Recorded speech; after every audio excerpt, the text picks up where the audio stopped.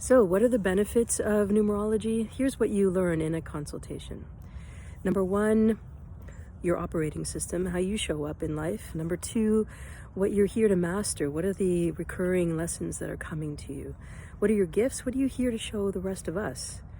Four is your life purpose, what you're here to do. And then finally, number five is how do you transform your life? When you have some of those answers, you have a whole bunch of information to use as you move forward in your life. I hope that helps. And one thing I forgot is you also get a Kriya and a meditation from the Kundalini yoga tradition that will really help you to pull a lever to make a change in the direction that you want to change. That's what you get.